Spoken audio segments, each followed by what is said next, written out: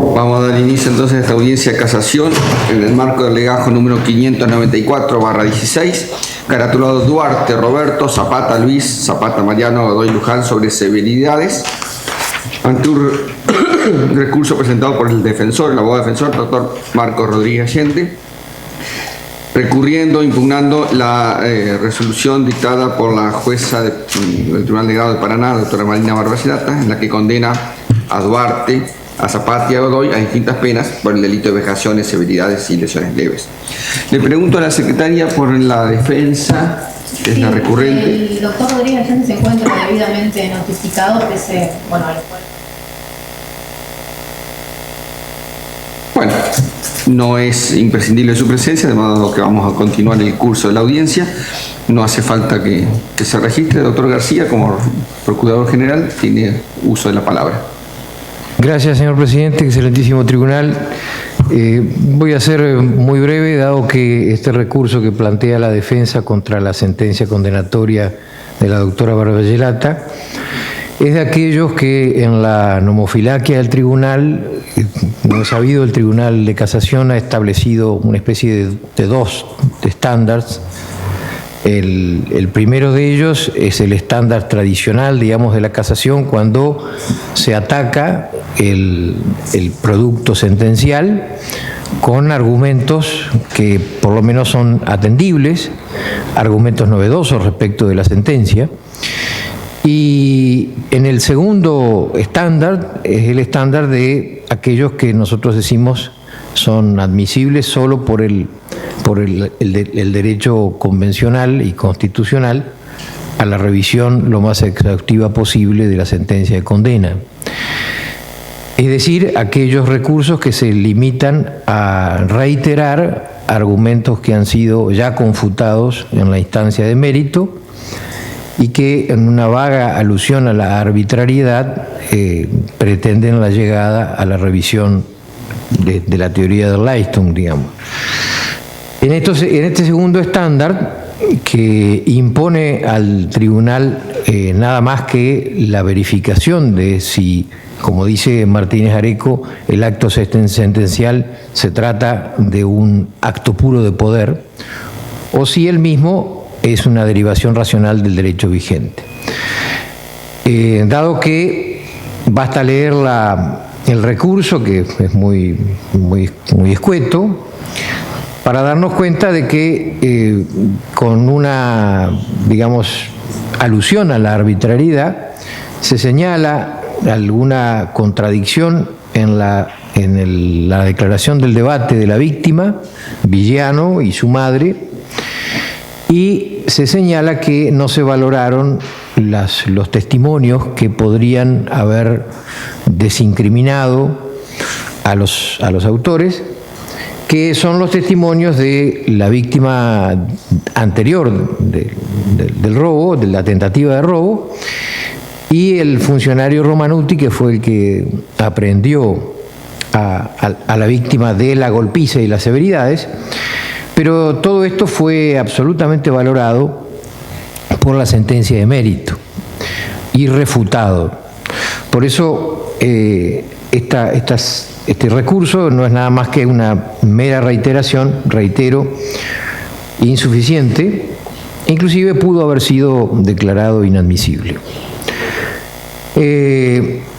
Entonces, en estas condiciones debemos recordar que este suceso del mundo de la vida tiene dos partes. Lamentablemente es de aquellas causas del sistema viejo que nos muestran lo deleterio de aquel sistema, dado que las situaciones son del 1 de septiembre del año 2009,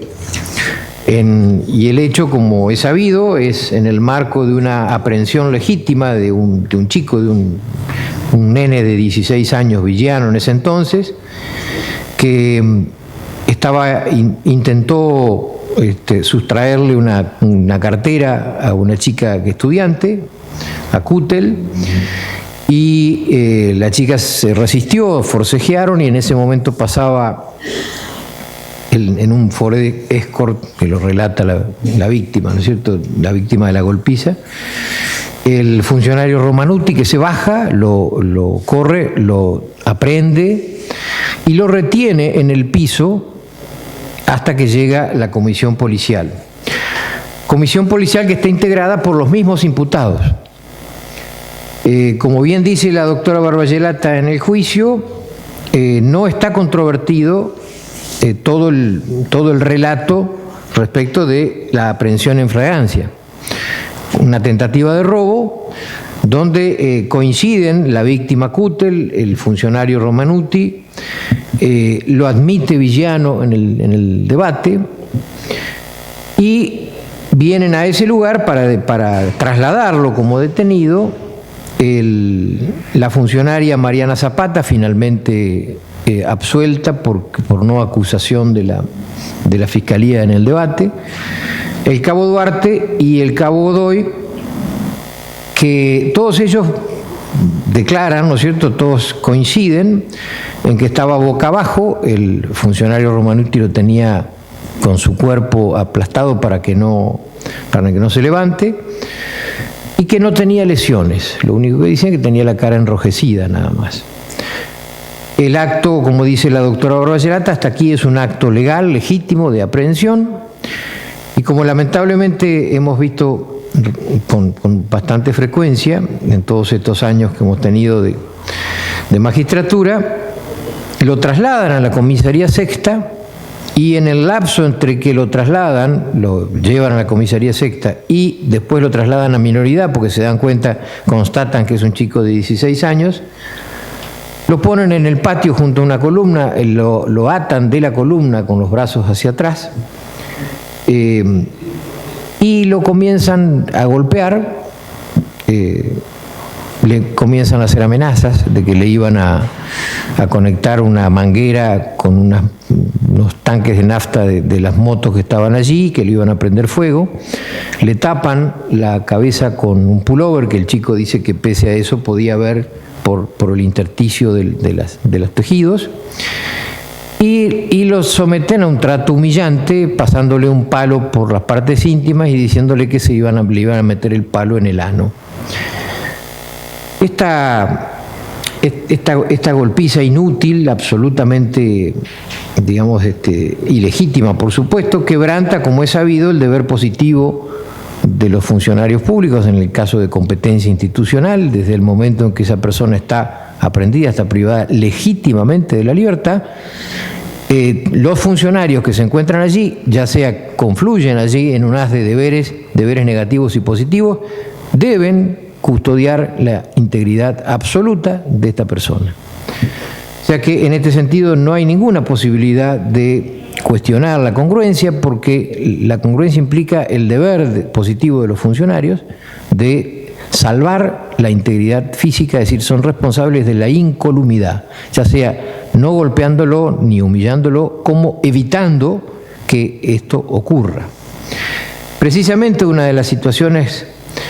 que determinan que la Fiscalía no acusara a esta funcionaria Mariana Zapata es que estuvo en la prueba, digamos, que ella varias veces les dijo, es decir, no pudo evitarlo porque no le permitieron evitarlo. Les dijo que dejaran de pegarle y estas personas no lo hicieron. Entonces los tres acusados comienzan a golpearlo de esta manera, como recién relaté, y está constatado sin ninguna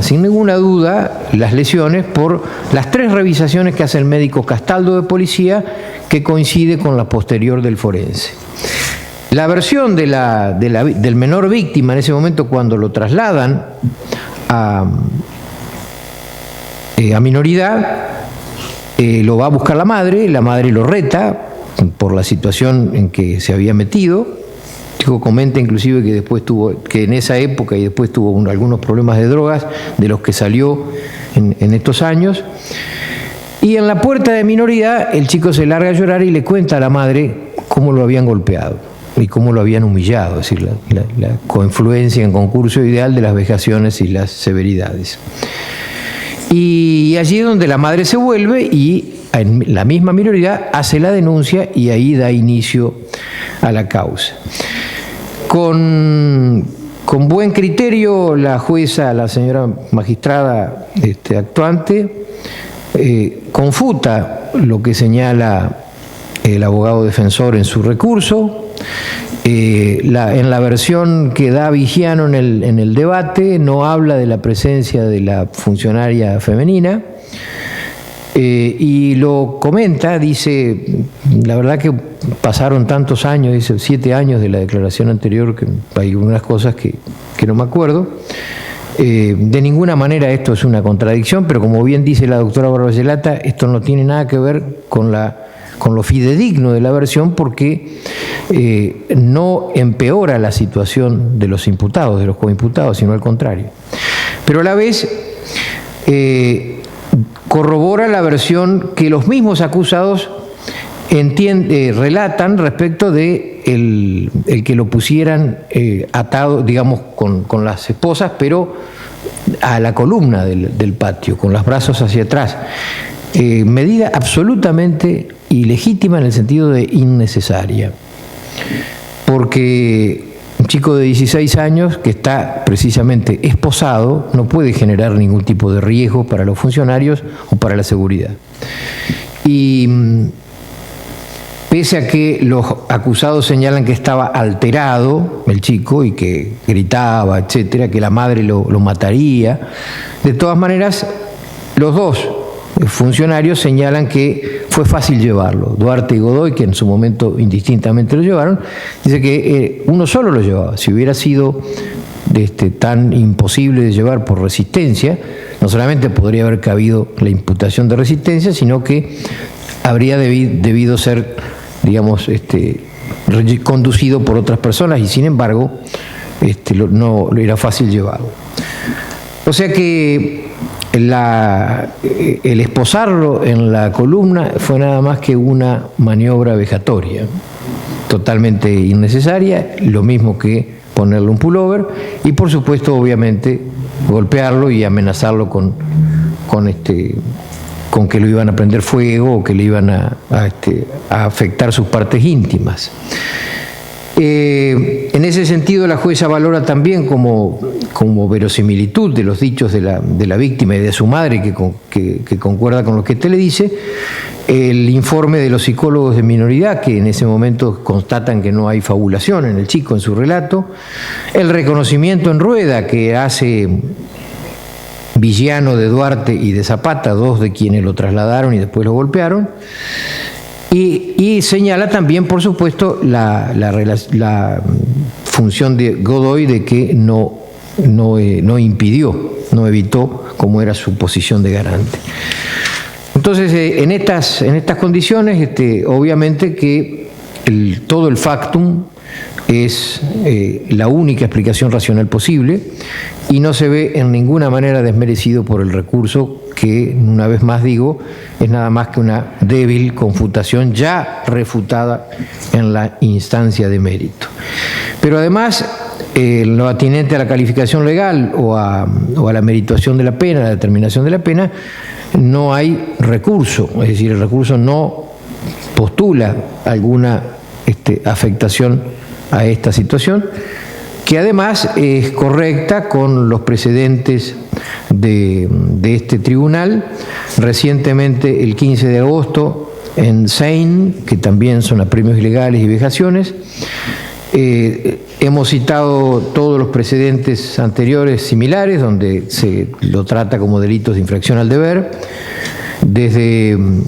Gabriel y Roldán, desde Alonso Cayetano, una anterior del año 2005, Guanucho del año 2010, todas de la casación anterior, y Gaitán Pablo, Hermelo Luis Martínez, vejaciones en acto de servicio en concurso de vida con lesiones iguales que aquí, que es de la casación nueva, es decir, de la casación actual, digamos, del 20 del 8 del 14. Todas estas citadas en Sein, la más reciente. Por todo ello entiendo que debe rechazarse la casación y confirmarse el fallo en crisis. Gracias, doctor García. Bueno, no habiendo preguntas, voy a dar por finalizada esta audiencia, haciéndole saber a las partes La lectura de la sentencia será en el ámbito de la Secretaría del Tribunal de Casación el día 18 de diciembre a las 12 horas. Lo cual, lo doy por finalizado. Muchas gracias y buenas noches.